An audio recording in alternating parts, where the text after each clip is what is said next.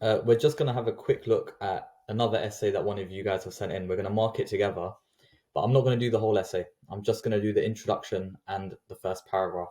But before we start, we're only going to spend about 10-15 minutes. Obviously, I'll mark the whole essay, give it a mark, and send it back to the person that sent it. But I want you to write down these two targets because I think everyone can learn from this. So, target number one is ensure your analysis makes sense in relation to what is happening in the text. And the second target is clarity is everything. You do not need fancy vocabulary. So copy those out, and it's going to make sense as we have a look through this introduction and the first paragraph. Now, this question that the candidate's responding to is on the effects of poverty. And the extract was from Stay Free, Ignorance and Want. So let's have a read through the introduction. In A Christmas Carol, Dickens presents the theme of poverty through the Cratchit family's suffering and the attitudes of the rich towards them in the Victorian era. So straight away, I like that you're addressing the question. You formatted this correctly, which is always nice. However, the Cratchit family's suffering and the attitudes of the rich towards them in the Victorian era. I didn't know the Cratchit family were real. So what this sentence is saying is that in the Victorian era, people viewed the Cratchit family in a specific way, like the rich people in the Victorian era. So this needs a little bit of clarity. So you could say the attitudes of rich people in the text, or in Scrooge, or for Scrooge, for example. Or you can say that the Cratchit family is symbolic of families that were poor, and then reference the way that people viewed them in the 19th century. But let's continue. But despite their troubles and suffering, they were grateful, merry, and showed their Christmas spirit.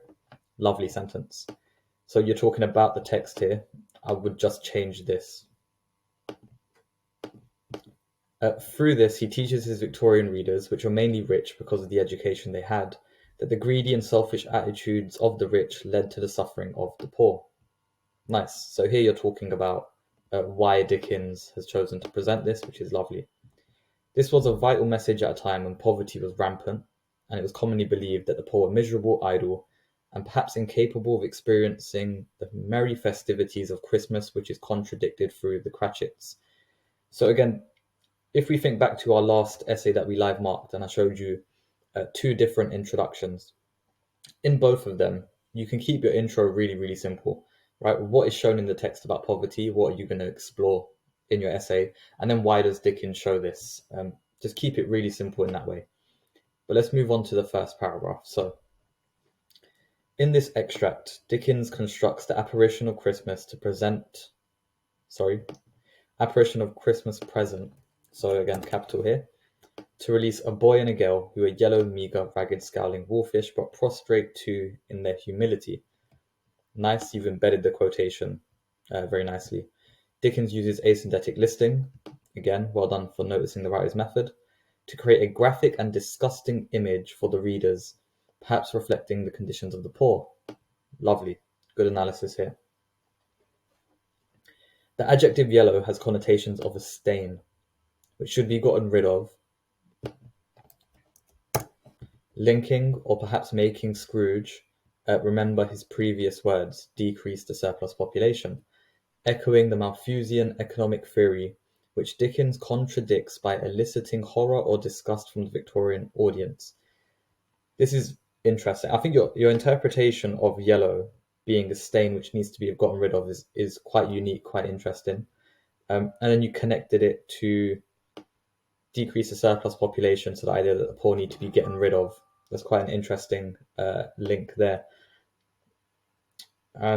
Perhaps making Scrooge remember his previous words. I don't know if ignorance and want being yellow would make Scrooge remember him saying this, so maybe be careful with your phrasing here.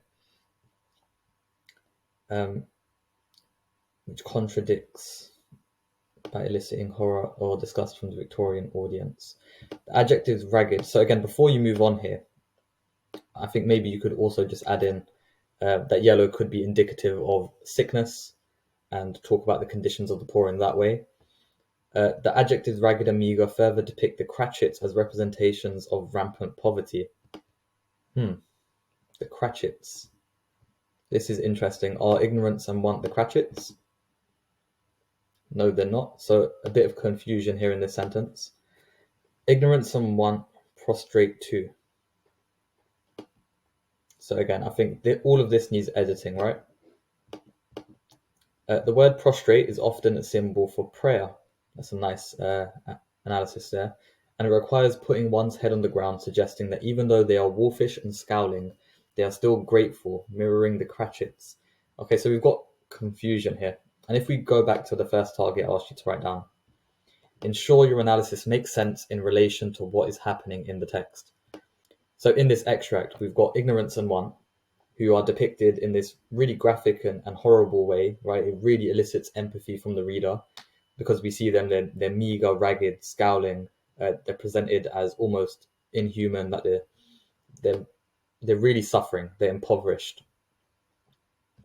And that depiction, I don't think of them bowing their head, being prostrate, I think does not show them being grateful, because what do they have to be grateful for, right?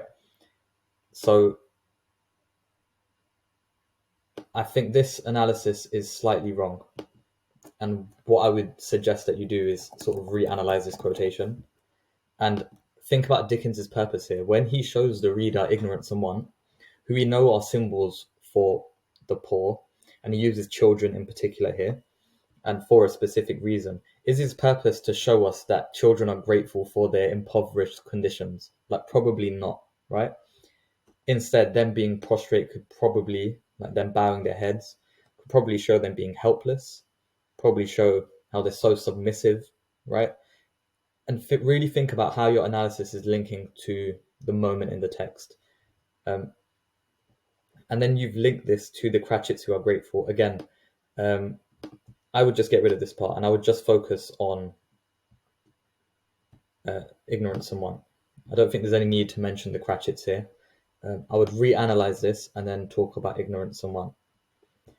The spirit then directly mirrors Scrooge's words as his last, when he asks, "Are there no prisons? Are there no workhouses?" which were the normal storage options for the poor.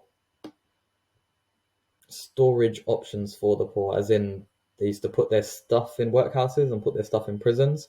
Again, I think this is an example, and this is like so instructive, right? We don't need to use fancy vocabulary, right? We don't need to, in order to get even like a G8 in an essay, you don't have to have a really extensive vocabulary, especially utilizing words that we don't have a strong command over. Like, this could be written out in a much more simple way. Like, I know what you're trying to say through this, right? That during the Victorian era, the poor people occupied workhouses heavily, and they also were disproportionately represented in prison as well because they had to commit crimes, right? Because as we see in the text as well, through old Joe and the people stealing Scrooge's stuff, right? That's what you're trying to say. And we don't need to use fancy vocabulary in order to convey that. Clarity is literally everything. So it's really important that what we're saying is clear, because what will happen is the examiner would read this and they're not going to make inferences as they're reading. You want to make the examiner's job as easy as possible. Sad reality, but you need to remember that the examiners are marking hundreds of essays. So they don't have the time to sit here and really unpick, like, what do you mean by normal storage options of the poor? What is that supposed to mean? They don't have the time to do that. So instead, what you need to be doing is you need to make sure that every word you use you understand, first and foremost. But secondly, it's all about clarity. Like, clarity is everything. But let's finish this paragraph. So Dickens uses the continuous theme of poverty in the extract, which is the start of Scrooge's transformation, suggesting that the importance that poverty plays on the privileged men like Scrooge. Again, what I would like you to do here is just reference the question, right? It's talking about the effects of the poor. So be really explicit in what you're saying, like what effects are shown through ignorance and want. So if you're taking anything from this, and this is only going to be like 10 minutes, but one, make sure your analysis links to what's actually happening in the text, and two, make sure that there's clarity in your essay. So this literally just makes sure your sentences make sense and you're using words you understand to maintain that clarity. So hopefully that was instructive. Christmas Carol done now. We're going to move on to Macbeth.